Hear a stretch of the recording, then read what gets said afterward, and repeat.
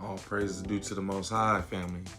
We back with another Acres anime review. I just finished watching the first episode of Snowball Earth. Ain't that the name of this show? Snowball Earth. And this was a very fun first episode. It felt like a mini movie. I mean, it was a regular 30-minute episode, but it felt like a movie. So it's kind of like a mix of Gundam and Kaiju number 8. Okay, so we're suffering, we as in Earth, we're suffering from intergalactic kaiju attacks. And our main character's father, Tetsuo, his father is like a scientist, and he has a passion for this, right? He engineered an autonomous bomb, right? It's like a Gundam. Well, it's not shaped like a Gundam, but it's a big old mecha suit, right? But it's a bomb. And so how it's supposed to work is it's supposed to like herd the kaiju into like a corner, and then it's supposed to like blow up. But it's autonomous. So it's autonomous. So where we're introduced to this thing is it's literally protesting. It's like, hey, like, I don't want to self-destruct. So it's protesting that, right? But this is where we see Tetsuo's dad and how he's responsible for it. Anyhow, Tetsuo sees this robot protesting. And so what he ends up happening is, I guess he sympathizes with him, and he's like, oh, I don't want him to self-destruct either. What he does is he ends up sneaking into the mecha, right? And there's a control room, and he's reading the user manual, and somebody notifies Tetsuo's dad of this. He's like, hey, like maybe you should be worried. Your son just snuck into the suit. He says, oh no, it's so complicated to navigate that thing. He'd have to be a genius in order to maneuver it, right? I think at this time he's like 9 years old, something like that. And what do you know? He pulls it off, right? He starts navigating this suit.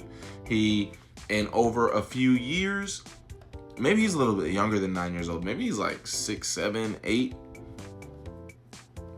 But so he's very young. He has a knack for this suit, and he starts slaying kaiju left and right, like over a period of time. This is like, and he even says, Tetsuo even says at some point in the episode, he's like, oh, I spent my formative years doing this, right? So this is quite some time he's doing this. And he's introduced to us as the hero of the story, right? So after so long, he has more experience doing this. There are different versions of the suit. It gets more advanced. After so long, we go on a mission. And I forgot the origin of this threat, but basically what we're doing, family, is we're taking a ship out to space. We have Tetsuo in the suit. Dang, oh, the suit's, he named the suit Yukio. So they have an intimate partnership, right? And so the plan is, this is a giant horde of intergalactic kaiju. The plan is, I don't know where they're coming from. I don't know exactly where they're headed. I don't even know if they're exactly headed towards Earth, but I guess we think that. But so it is a massive, massive, massive school of intergalactic kaiju. What Tetsuo and Yukio are supposed to do is kind of get aggro, right? Tank the aggro and get everybody's attention, and then that'll buy the ship time to basically get to the specific spot and discharge this infinity blast, I think is what it was called. Infinity something. Infinity charge. But so that's what they're finna do, right? Family. So what happens is he's doing the damn thing. He's got a 7-sword style and the suit's massive. Now it's like a Gundam. At first it did not look like a Gundam. Now his suit looks like a Gundam. And he's fighting and he's looking back. He's like, okay, when y'all gonna do your thing? The ship gets in position, family, and it stops working for some reason. Is there a traitor? Was it faulty technology? Was the kaiju able to do it? No explanation given. Now that I'm thinking about it, that is more curious than I thought when I was watching the episode. What happened there? The ship completely just failed, right? The blast didn't go off. Then the shield to the ship went down. So we can't move. Everything shut down. We're just sitting ducks. And then a couple kaiju just come through and they get their fill of crew members, bro. And so Tetsuo and Yukio were like, okay, well, more so Tetsuo. He's like, oh, we got to go and save. He's like, as long as there's one person to save, he's like, we got to go and do that. So they go back and Tetsuo is fighting and fighting and fighting. Family, it's too many kaiju. So at the end of it, Tetsu, he said he was doing a 40-sword style type stuff. I don't know how long he was fighting, but his suit is messed up. At this point, it's go home or go home now or never, right? That's the option. So Tetsuo was like, man, I'm riding with you, Yukio. We to the end, right? But so Yukio's not having that. He is autonomous. He feels guilty that Tetsuo never really formed a friend outside of this relationship. You know, he's literally like a toddler that got into this. Doesn't have any friends. We've seen even before this happened, he was engaging with some classmates.